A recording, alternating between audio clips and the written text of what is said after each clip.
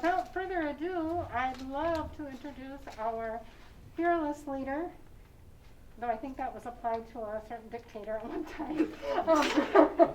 So, our wonderful president, Dr. Stacy Young, and her daughter Allison. Yes, well, thank you, everyone. I have to admit, because I had never seen these before, I started to watch all the videos of everybody, and I'm kind of intimidated. Everybody's so good. I hope I don't let you down. So thank you very much for attending or coming to us via video. The reason Katie had asked me if there were any favorite books that I had, and this was one of them.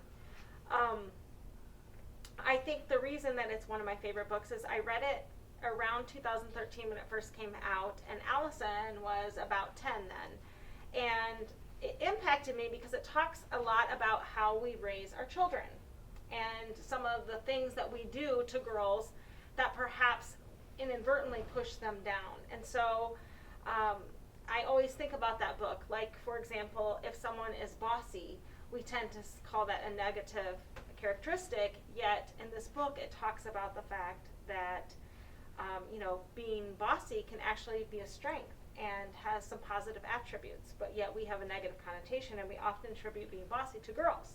So that's probably one of the reasons I love it. So if you don't know, the book is called Lean In. It's by Sheryl Sandberg, who is the COO of Facebook.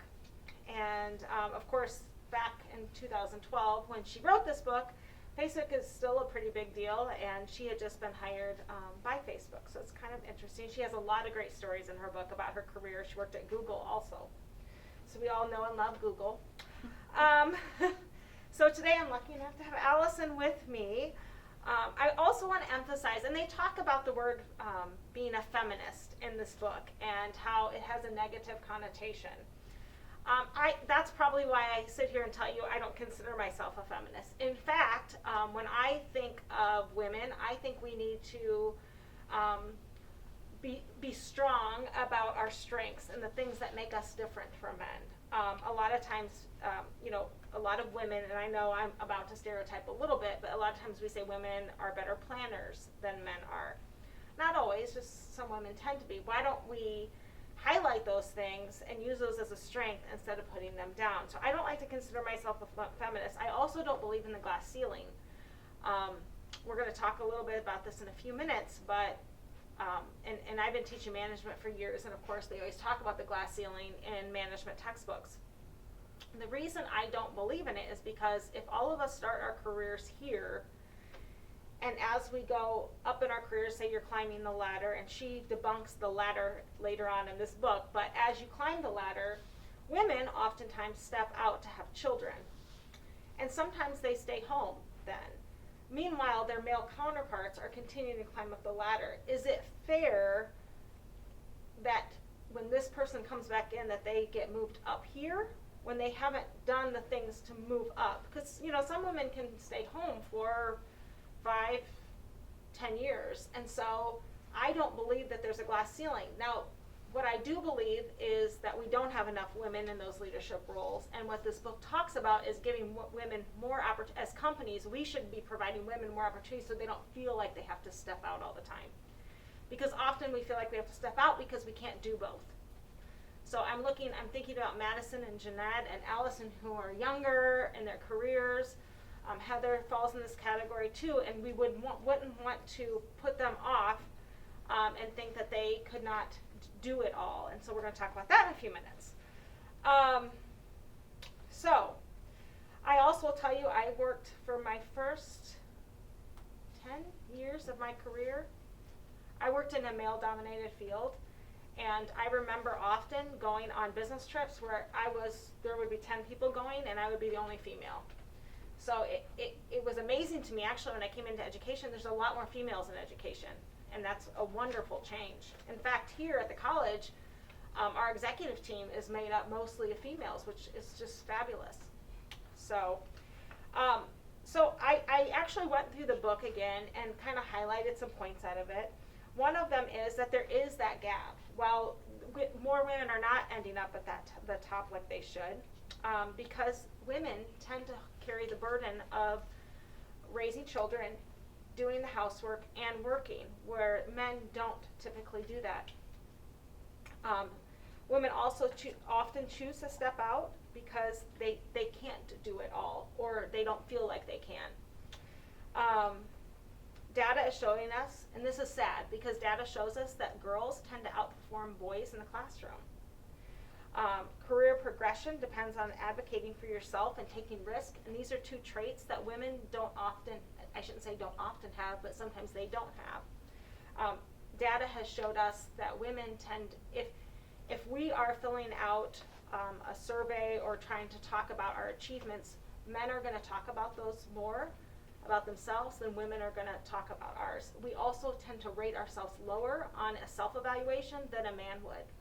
So these things combined make it tougher for us because we're not advocating for ourselves, which is really kind of sad. But just knowing this, as supervisors, we need to know if we have a group of people turning their self-evaluations, we need to know that women are probably going to rate themselves lower. That's just part of who they are. And as a supervisor, we can fix that. I should tell you throughout all of this, I'm going to tell you kind of what's happening, but also tell you how we can fix it. And by the way, I'm going to just kind of blow the whole spiel by telling you the biggest thing women can do is support one another better than we currently do. Because if you think about a better part of the workforce is made up of females, that we ourselves can help each other. And so we'll talk about that. In 2012, there was a survey done that 36% of men wanted the C-suite, which is the chief jobs, the CEO, the CIO, those kinds of jobs, COO, while only 18% of the women wanted that at the same time. So I have a little thing I always talk about when I talk about goal setting. Why set goals? Because if you aim for nowhere, that's just where you'll go. Think about that. Almost 40% of the men are saying that they want those higher jobs, but only 20% of the women. So double the men want those jobs and only half of the women. So from the very start of our careers, we're aiming for a lower level than men. So it's not that surprising that perhaps we aren't ending up there. It's interesting, I read that millennial women, so these are women in their 30s now, are less likely than their male counterparts to use words like leader, visionary, self-confident, and are not as willing to take risk. So that's the millennials. Some people say that women are less ambitious, but they are enlightened with more meaningful goals. So maybe part of the reason only 20% of the women want those C-suite jobs is because they're thinking about raising children, and that is more important to them than maybe career success. They're seeking more personal fulfillment, so maybe there's another hobby that they like. They want to contribute to society, so maybe volunteering for some of those things is just more important to them. And they want to help improve the lives of others. So it's possible that part of the reason women don't want some of these roles is just because they want other things. They want that life balance, and maybe they recognize that more than men do. Girls and boys are treated differently even when they're babies. And so this is the kinds of things that I thought about as Allison would have been 10, Max would have been 7 when I read this book. So for example, we tend to comfort our girls when they're babies differently than we do with boys. For boys, we're like, you're okay, go back and play. And girls, we're like, oh honey, how are you? I think I treat both of you guys the same that way. It's both. Honey, how are you? Yes. I mentioned that when girls try to lead, they're often called bossy. And so as you think about that and think about maybe even a toddler at 4 years old, and you think about them being bossy, have we ever said that, and actually putting down some of their very strengths? Could we just transition that and show them how they could use that to their advantage differently? We also further some of these stereotypes by the movies. Does anybody remember the movie? It came out in 2011. I don't know how she does that. I just watched it a couple years ago. It's Sarah Jessica Parker. It's called I Don't Know How She Does That. It's like this career woman, and she's balancing work and home, but it portrays a working female as someone who's always harried, just busy and, barely making it through and just all throughout the day. And so we're always furthering the stereotypes that we set up. So what can we do? We should study work and life balance, showing that women who strive for work-life balance can be successful. Studies have shown that women who do have a better work-life balance are more financially stable. They have better marriages often, they have better health, and they have better life satisfaction. So if you can find this balance, it is a positive in the long run. The whole book is about leaning in, and the concept is that women should lean in more. We tend to take a back seat. This happened to me recently. I noticed that I was the one making sure that everybody was comforted in a meeting and that they had coffee. I call it serving others, but what I realized is none of the men in the room were doing it. So did I further the stereotype by doing that myself? And it kind of bothered me because I was getting ready for this thing, this great event today, and I thought, oh my gosh, am I doing it? Here I thought I was being kind and helpful to people, but yet none of the men were jumping up to do the same things. So they talk about women need to scoot up to the table and engage differently. I already mentioned that women tend to rate themselves lower than their male counterparts. Also, women describe themselves differently. Men say that they succeeded because of their personal skills, and women say these men already are doing that. Women, we're going to have to be a little uncomfortable and stretch a bit because we lack the confidence that the men have. We're going to have to push ourselves a little bit to do that. So here's a crazy study that was done on success and likability. A study was done in 2003 by a Columbia Business School professor and a New York University professor. It was a study done on Heidi and Howard Rosen. What they did is they gave some students in the class a case study. And the case was about a very successful female entrepreneur named Heidi, and who had outgoing personality, lots of networking, just an all-around wonderful, successful person. So they gave half the class the case study about Heidi. The exact same case study they gave to the other half of the class about Howard. And when they got done, everybody agreed, all the students agreed that both genders were definitely competent. And of course they were. They had the same education, same everything.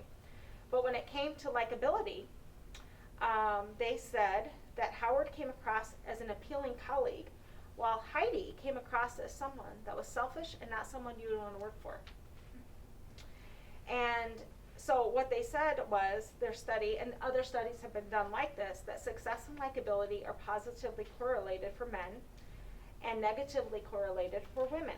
In other words, when a man is successful, he's liked by both men and women.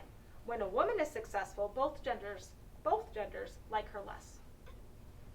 Again, another opportunity as far as I'm concerned where women are doing that to each other. So our stereotype of men is that they are providers, they're decisive, and they're driven. Women are caregivers, sensitive, and communal. So meaning that women lean out instead of leaning in because of just who they are, and they don't want to be disliked because we know this without, none of us have ever heard of the study before perhaps, but we know this, and that's why we have furthered the stereotypes. So how can we fix it? Don't be ashamed of your accomplishments. I have to admit this happens here to me. One of the board members will take me to task if they hear someone call me something other than Dr. Young. If they print my name in the newspaper without Dr. Young, I get a call. There's a couple community members that do the same thing, yet I'm embarrassed about it. Why should I be embarrassed about something I worked my tail off for? But I am. But we do that as women. I do it because I want to be approachable, right? But we're also downplaying our successes. So again, I found, after going through this again, I hadn't read it since 2012, 2013, I realized I'm doing the same things that I'm not supposed to be doing. I often tell people, no, it's okay. Yet I'm downplaying my accomplishments. That's why whenever you hear me see Dr. Gibson, I always try to point her out because she worked hard for that. So, this is probably my biggest takeaway from the book. It's not a jungle gym, it's not a ladder, it's a jungle gym. We often think about our careers as ladders that we're climbing up, and she talks about that you're always looking at the hind end of someone else because you're always looking up at their chasing them up the ladder. But what she points out is really we should look at our careers as a jungle gym, and since people change careers 6 times on average in their lifetime, if you think about a jungle gym, it has a lot of peaks. So right now you might be doing this and you're at the height of your career, but you might decide to change careers and you're over here. So it just has a lot of different peaks. And I think if you think about it like that, our lives are a lot smoother, and so we're not worried about climbing up that ladder anymore. We don't have to be, because we can just simply move to the thing that we're more interested in at that time or works for our family. She did talk about mentoring people, and the one thing that I took away from that is that women, one of the things we can do is constantly pay it forward. So if you have a student in your class or someone that you're working with, I'm thinking about Carrie. She has an intern in her office right now. She can be a mentor and a good role model for that person just because of her position, and we should all do that, especially women. The next thing she talks about is seeking your truth, speaking your truth. My sister is going to be here today, but she reminds me of this often. So sometimes I'll say, oh my goodness, I probably didn't say that well, or I was probably too caring, or too sensitive. What was it? Too harsh. Too harsh sometimes. And she said, she always reminds me, you did not get where you are by not being yourself. So be yourself, and that will come through, that you are genuine and you care about people. That's okay. Because sometimes as women, we want to kind of hide that too, right? We want people to think that we're different than that. But it's okay to be caring and loving to people and be genuine. And she oftentimes, this very morning, she reminded me of that. You are successful because of the type of person. So don't hide behind, don't try to be someone you're not. Own who you are. Another great takeaway with the book is don't leave before you leave. And this is one of the things that Sheryl Sandberg really says, that a lot of women, we think we can't reach that next goal because we're thinking about having children. Like, I don't want to go out for being a partner at my law firm because I'm thinking about having children in the next few years. And if I do that, I'm not going to have enough time for both things, and I want to do both things well. What she says is, that's in a few years. Go for the partnership. In 3 years, you might feel differently. You might see better how you can manage it. And they talk a lot about spouses and making sure that if you're going to have a spouse in your life, that the labor is a little bit more divided, so that you're not spending all of your time on caregiving for children and also for doing all the housework. She also talks about the fact, and this was actually good for me. I have a lot of guilt because right now my kids are a couple of hours away, so I see them a couple times a week, but that's still hard. I can't tuck them in every night and see them. I know they're older, but I still did that. Well, I tuck them in, and I go to bed and they're still up. That's okay. They're older now. But it makes you feel really guilty, and a lot of working women feel this way. And so, she talks about just owning the parts that you can own. So one thing for her was that her and her husband tried to get home every night for dinner. Now, after dinner, she might have had to go back to work, but she was having dinner with her kids. That was kind of their thing. And on a weekend, she tried to be really present. Yes, her job was 24/7, so she talks about that. And my job is 24/7 too, but I do try to be present. This is Allison's senior year in high school, so I'm, normally for my kids, I don't get to go to I never have, because I've worked their whole time. I've never been able to go to field trips, every field trip. I've never been able to make every game, but I try to make the important games. I may not make half of them, but I make as many as I can. But this is Allison's senior year, so to me this year, I want to be there for more of her stuff this year, because this is it. But that's what she talks about. Find the things that you definitely want to have and do those well. They also talk about that sometimes women get into this pickle where you're just starting your career and you find yourself at this point where you're thinking, how can I afford childcare on my wage that I'm making right now? And she says to look to the future, that yes, it might be equal. You're paying someone to take care of your kids, and I'm looking at some of my younger people in the room, but she suggests that think past that. Think past that time, because overall in your career, you'll still make more money in the long run. I wrote down Amy Coney Barrett, who is right now being I was going to say tried. That's not the right word. I kind of say that, I guess. They're deciding if she should be on the Supreme Court. I can't imagine a better example of a woman leaning in right now. She has 7 children at home, and yet she's trying for one of these very, very big jobs. So she's definitely leaning in right now. I think that's pretty much it. The last part I wanted to mention is because this book was written in 2012, some of the data has changed. And honestly, for about 5 years, there were more women seeking those C-suite jobs. But something has happened since COVID. And that is that 1 in 4 women are considering, they call it downshifting their careers or quitting altogether. Why? Because more women are having to help take care of their children and be at home right now for their kids. Because some of the schools aren't, they're not in session at the school. So someone has to watch the children. It's also disproportionately impacting women. So more women are having to make this choice than men.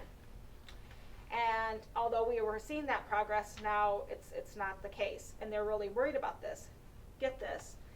They did a study. Women have been spending 20 hours or more a week than men on childcare and housework. So if you think about a 40-hour work week, and women are spending an additional 20 hours that men are not spending. So what can we do? I see a couple men in the room. One of the things you can do is help around the house more, help with the kids more. Cook a meal. Cook a meal. And again, this is national data, so it's not you in particular. But it's a little scary. I mean, when you think about it.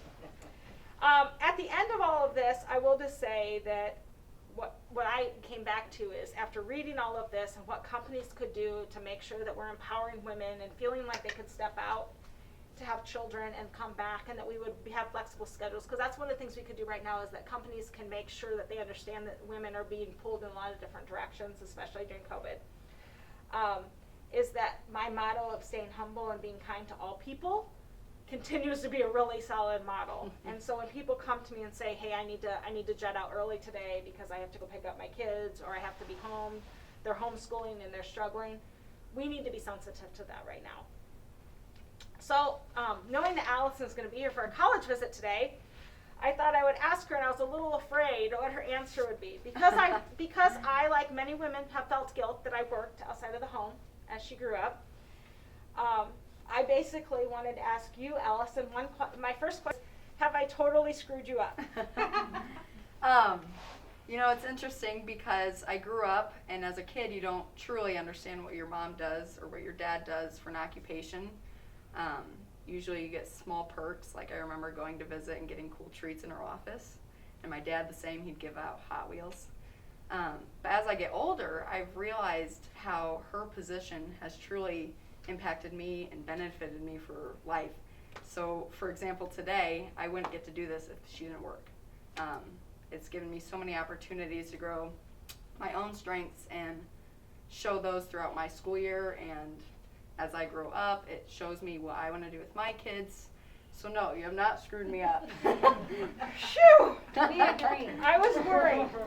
Are you jealous of your friends' moms who stay home? I don't think you can put it to jealousy at all, and I don't think I've ever really compared the two.